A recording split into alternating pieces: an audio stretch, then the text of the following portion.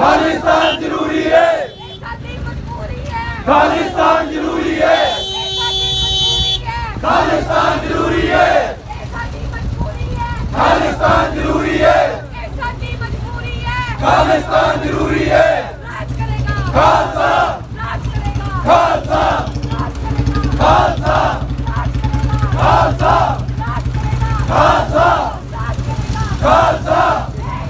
फतेह, फतेह, इधर बड़ा जीत, जीत, राज करेगा खालसा, राज करेगा खालसा, राज करेगा खालसा, खालिस्तान जिंदाबाद, खालिस्तान जिंदाबाद, खालिस्तान जिंदाबाद, खालिस्तान जिंदाबाद, खालिस्तान जिंदाबाद, खालिस्तान जिंदाबाद। ਇਹ ਸਾਡੀ ਮਜਬੂਰੀ ਹੈ खालिस्तान जरूरी है, ਇਹ ਸਾਡੀ ਮਜਬੂਰੀ ਹੈ खालिस्तान जरूरी है, ਇਹ ਸਾਡੀ ਮਜਬੂਰੀ ਹੈ खालिस्तान जरूरी है, ਇਹ ਸਾਡੀ ਮਜਬੂਰੀ ਹੈ खालिस्तान जरूरी है। ਇਹ ਸਾਡੀ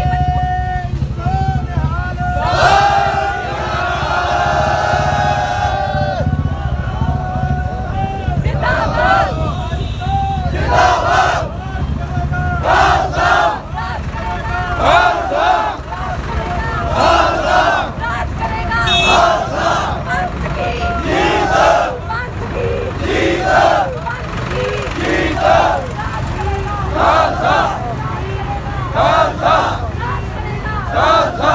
बिट्टू तेरी सोच पे पहरा देंगे ठोक के, तेरी सोच पे पहरा देंगे ठोक के, बिट्टू तेरी सोच पे पहरा देंगे ठोक के, बिट्टू तेरी सोच पे पहरा देंगे ठोक के, बिट्टू तेरी सोच पे पहरा देंगे ठोक के, बिट्टू तेरी सोच पे पहरा देंगे ठोक के, बिट्टू तेरी सोच पे पहरा देंगे ठोक के। राज करेगा खालसा, राज करेगा खालसा, राज करेगा खालसा, राज करेगा खालसा, राज करेगा खालसा, पंथ की जीत, पंथ की जीत, राज करेगा खालसा, राज करेगा खालसा, देख देख फतेह, पंथ की जीत, राज करेगा खालसा, राज करेगा खालसा, राज करेगा खालसा, राज करेगा खालसा, राज करेगा खालसा, खालसा, राज करेगा खालसा।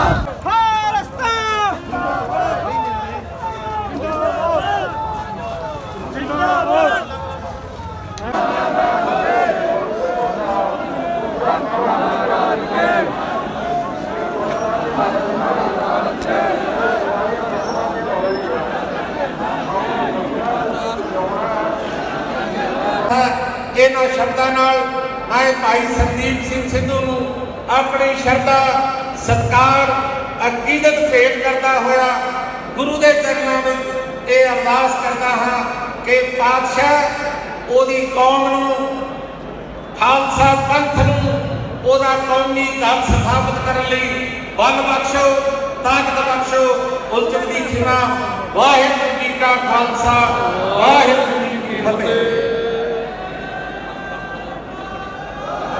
ਉਸ ਸ਼ਹਾਦਤ ਦਾ ਕਾਰਨ ਪਤਾ ਕੀ ਸੀ ਕਿ ਉਸ ਵੇਲੇ ਨਸ਼ਹਿਰੇ ਦੇ ਚੌਧਰੀ ਸਾਹਿਬ ਰਾਏ ਦੀਆਂ ਘੋੜੀਆਂ ਨੇ ਸਿੱਖਾਂ ਦੀਆਂ ਫਸਲਾਂ ਉਜਾੜ ਦਿੱਤੀਆਂ ਸੀ। ਹੁਣ ਤੁਸੀਂ ਅੱਜ ਦੇ ਸੰਦਰਭ ਦੇ ਵਿੱਚ ਇਸ ਗੱਲ ਨੂੰ ਲਾ ਕੇ ਵੇਖਿਓ ਕਿ ਜਦੋਂ ਉਦੋਂ ਇੱਕ ਕਿਸਾਨ ਦੀਆਂ ਫਸਲਾਂ ਉਜਾੜੀਆਂ ਜਾਂਦੀਆਂ ਨੇ ਹਕੂਮਤ ਦੇ ਜ਼ਰ ਖਰੀਦ ਲੋਕਾਂ ਦੇ ਵੱਲੋਂ, ਤਾਂ ਕੌਮ ਦੇ ਅੰਦਰ ਰੋਹ ਕਿੰਨਾ ਪੈਦਾ ਹੁੰਦਾ ਹੈ। ਭਾਈ ਤਾਰਾ ਸਿੰਘ ਮਾਨ ਦੀ ਸ਼ਹਾਦਤ ਹੁੰਦੀ ਹੈ ਔਰ ਪਹਿਲੀ ਵਾਰੀ ਦਸੰਬਰ 1726 ਦੇ ਵਿੱਚ ਬਾਬਾ ਬੰਦਾ ਸਿੰਘ ਬਹਾਦਰ ਦੀ ਸ਼ਹਾਦਤ 1716 ਚ ਹੋ ਚੁੱਕੀ ਹੈ। 1726 ਦੇ ਵਿੱਚ ਪਹਿਲਾ ਸਰਬੱਤ ਖਾਲਸਾ ਹੁੰਦਾ ਹੈ ਜਿਸ ਦੇ ਵਿੱਚ ਇਹ ਮਤੇ ਪਾਏ ਜਾਂਦੇ ਨੇ, ਇਹ ਐਲਾਨ ਕੀਤੇ ਜਾਂਦੇ ਨੇ ਕਿ ਹਕੂਮਤ ਦੇ ਖਜ਼ਾਨੇ ਨੂੰ ਲੁੱਟਿਆ ਜਾਵੇਗਾ, ਹਕੂਮਤ ਦੇ ਅਸਤਬਲ ਲੁੱਟੇ ਜਾਣਗੇ, ਹਕੂਮਤ ਦੇ ਹਥਿਆਰ ਲੁੱਟੇ ਜਾਣਗੇ ਤੇ ਜਿਹੜੇ ਮੁਖਬਰ ਨੇ ਉਹ ਸੋਧੇ ਜਾਣਗੇ। ਇਸ ਦਾ ਇਸ ਰੂਪ 'ਚ ਵਿਸ਼ਲੇਸ਼ਣ ਕਰਨ ਦੀ ਲੋੜ ਹੈ ਕਿ ਜਿਹੜਾ ਹਮਲਾ ਸੀ ਉਹ ਜ਼ਰਾਇਤ ਦੇ ਉੱਪਰ ਹੋਇਆ, ਖੇਤੀ ਦੇ ਉੱਪਰ ਹੋਇਆ, ਪਰ ਪੰਥਕ ਜਜ਼ਬਾਤਾਂ ਨੇ ਕਿਸ ਰੂਪ ਦੇ ਵਿੱਚ ਅੰਗੜਾਈ ਲਈ ਕਿ ਭਾਈ ਤਾਰਾ ਸਿੰਘ ਦੇ ਉਸੇ ਪਿੰਡ ਦੇ ਵਿੱਚ ਜਨਮਿਆ ਉਹ ਨੌਜਵਾਨ, ਜਿਸ ਨੌਜਵਾਨ ਦੀ ਮੈਂ ਗੱਲ ਕੀਤੀ ਹੈ ਭਾਈ ਜਗਰਾਜ ਸਿੰਘ, ਜਿਸ ਨੇ ਲਾਲ ਕਿਲੇ ਦੀ ਉਸ ਇੱਕ ਲੰਬੇ ਪੋਲ ਦੇ ਉੱਪਰ ਖਾਲਸਾ ਨਿਸ਼ਾਨ ਸਾਹਿਬ ਚਲਾ ਦਿੱਤਾ।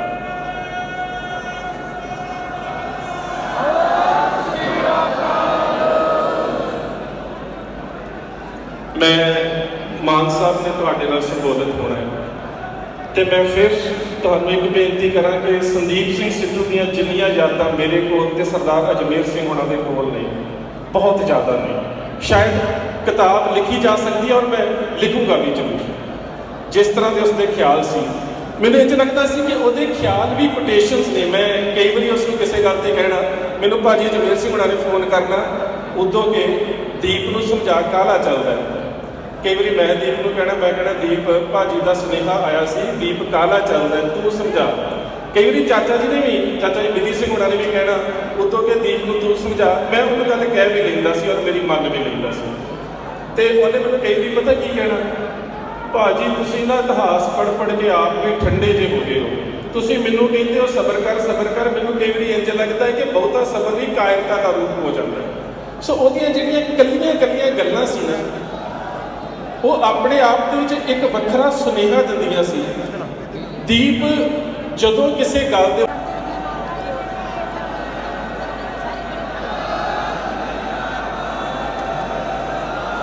ਦੀਪ ਦੀ ਕੁੜੀ ਕਰ ਲਈ ਸਤਿ ਸ੍ਰੀ ਅਕਾਲ। ਭਾਈ ਥੱਲੇ ਬੈਠੋ, ਸੰਗਤ ਜੀ ਥੱਲੇ ਬੈਠੋ। ਬਹਿ ਜਾਓ ਮਾਤਾ ਜੀ, ਬਹਿ ਜਾਓ।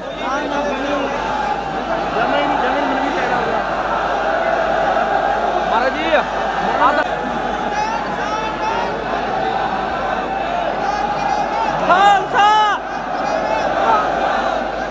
ਆ ਗਈ ਵੀਰੇ।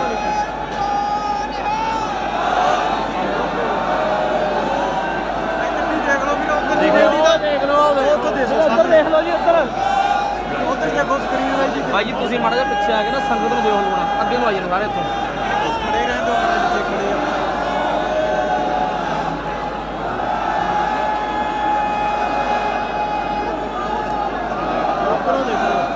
ਮੇਰੇ ਹੋ ਕਿਹੜੇ ਮੇਰੇ ਸੰਗਤ ਇੱਧਰ ਆ ਰਹੀ ਹੈ। ਕੋਈ ਨਹੀਂ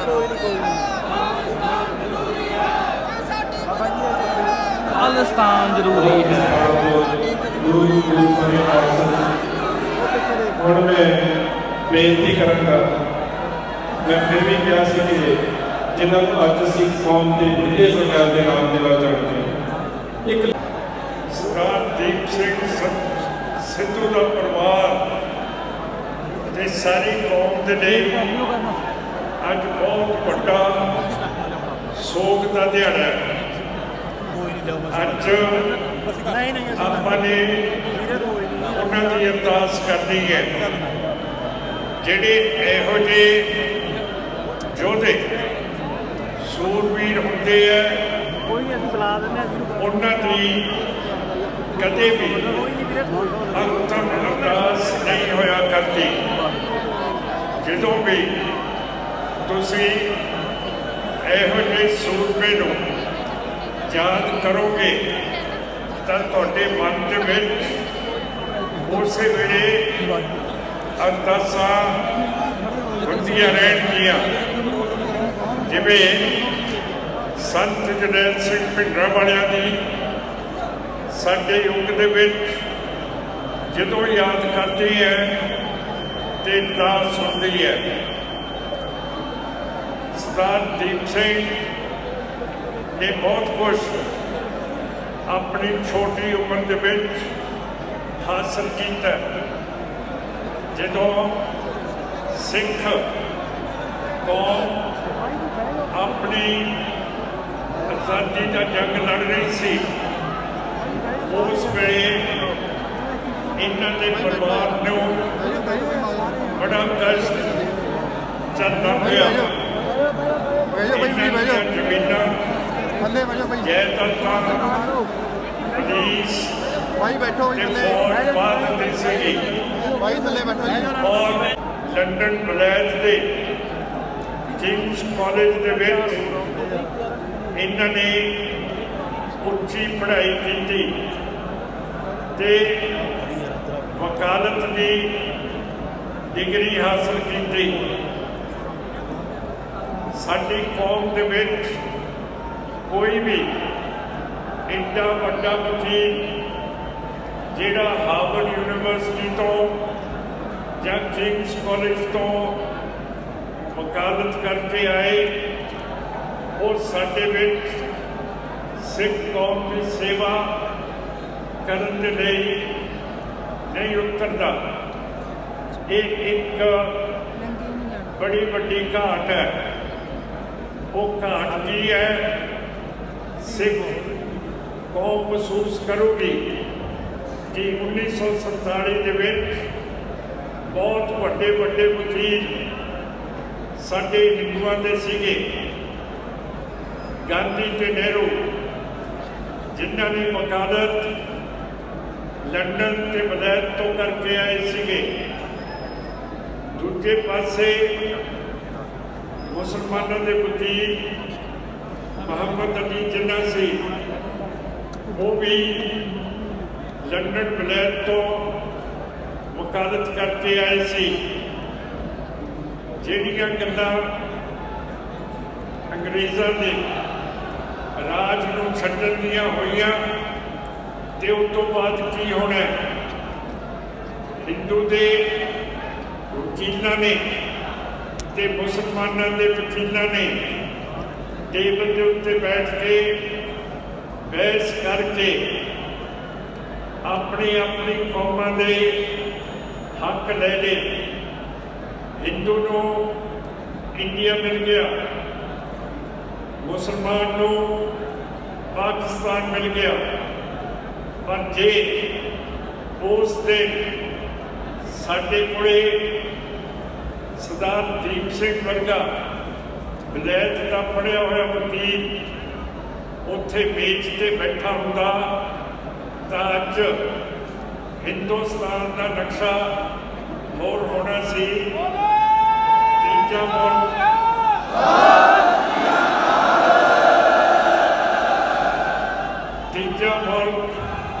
ਸਾਡਾ ਹੋਣਾ ਸੀ।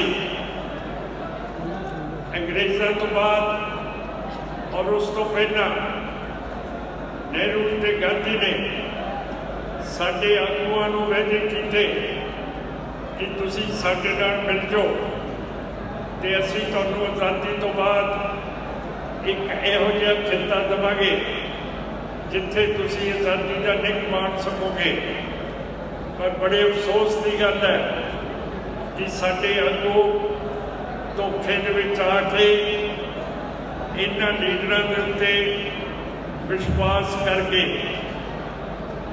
ਜਦ ਅੰਗਰੇਜ਼ ਰਾਜ ਸੀਗਾ ਆਪਾਂ ਸਾਰੇ ਹਿੰਦੂ ਮੁਸਲਿਮ ਸਿੱਖ ਅੰਗਰੇਜ਼ ਦੇ ਗੁਲਾਮ ਸੀ।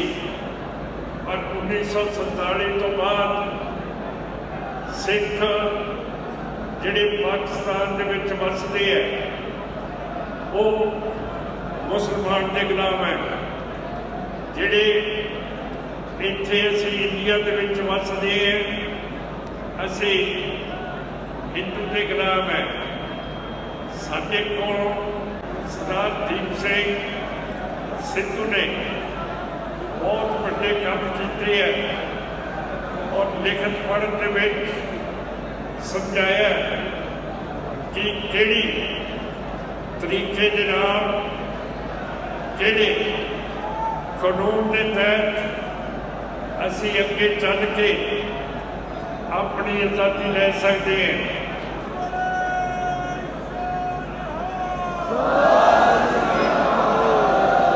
ਮੇਰੇ ਨਾਲ ਬਹੁਤ ਗਹਿਰੀਆਂ ਗੱਲਾਂ ਹੋਈਆਂ ਜੋ ਕਰਦੇ ਸੰਤ ਜਰਨੈਲ ਸਿੰਘ ਭਿੰਡਰਾਂਵਾਲਾ ਦੀ ਸੋਚ ਉਸ ਨੂੰ ਲੈ ਕੇ ਸਾਡੀ ਪਾਰਟੀ 1984 ਤੋਂ ਬਾਅਦ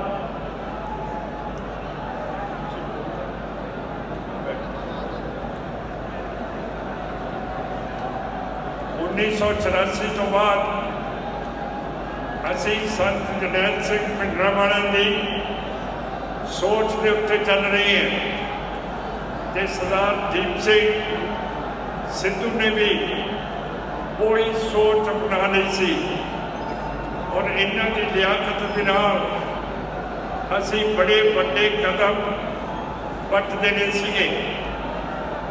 26 ਜਨਵਰੀ ਨੂੰ ਜਦੋਂ ਸਰਦਾਰ ਦੀਪ ਸਿੰਘ ਨੇ ਲਾਲ ਕਿਲ੍ਹੇ ਦੇ ਉੱਤੇ ਝੰਡਾ ਚੜਵਾਇਆ।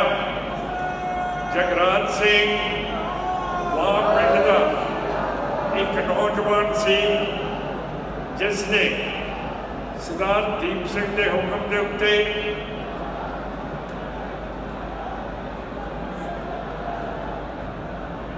ਚੜ ਕੇ ਆਪਣਾ ਨਾਂ ਨਿਸ਼ਾਨ ਉੱਥੇ ਚੜਾਤਾ। ਇਸ ਤੋਂ ਪਹਿਲਾਂ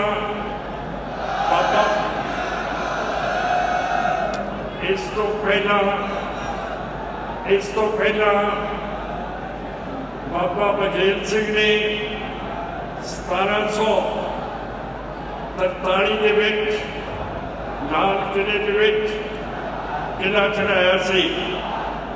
ਸੋ ਜੋ ਸਰਦਾਰ ਦੀਪ ਸਿੰਘ ਨੇ 26 ਜਨਵਰੀ ਨੂੰ ਜਿੱਦਣ ਸੰਵਿਧਾਨ ਇੰਡੀਆ ਦਾ ਲਾਗੂ ਹੋਇਆ ਉਸ ਦਿਨ ਨਿਸ਼ਾਨ ਸਾਹਿਬ ਚੜਾਉਣਾ ਇੱਕ ਇਤਿਹਾਸ ਦੇ ਵਿੱਚ ਮਤਲਬ ਰੱਖੂਗਾ ਕਿ ਸਿੱਖ ਗੁਲਾਮ ਨਹੀਂ ਹੈ। ਜਿਹੜਾ ਸੰਵਿਧਾਨ ਬਣਿਆ ਸੀ ਜੋ ਕਰਕੇ ਜਦੋਂ ਭਾਈ ਦੀਪ ਸਿੰਘ ਸਿੱਧੂ ਨੂੰ ਗ੍ਰਿਫਤਾਰ ਕੀਤਾ ਸੀ 3 ਦਿਨ ਉਹਨਾਂ ਨੂੰ ਰੋਟੀ ਪਾਣੀ ਨਹੀਂ ਦਿੱਤਾ, ਸੌਣ ਨਹੀਂ ਦਿੱਤਾ। ਫਿਰ ਇੰਡੀਆ ਦੀਆਂ ਜਿੰਨੀਆਂ ਵੀ ਖੁਫੀਆ ਏਜੰਸੀਆਂ ਇਹਨਾਂ ਦੀ ਪੁੱਛਗਿੱਛ ਕਰਨ ਆਈਆਂ, ਇਹਨਾਂ ਨੇ ਉਹਨਾਂ ਨਾਲ ਧੀਰਜ ਦੇ ਨਾਲ ਗੱਲਾਂ ਕੀਤੀਆਂ, ਪਰ ਜਿਹੜੀ ਸਿੱਖੀ ਸੋਚ ਸੀ ਉਸ ਨੂੰ ਕਿਸੇ ਨੇ ਅੱਗੇ ਕੁਰਬਾਨ ਨਹੀਂ ਹੋਣ ਦਿੱਤਾ।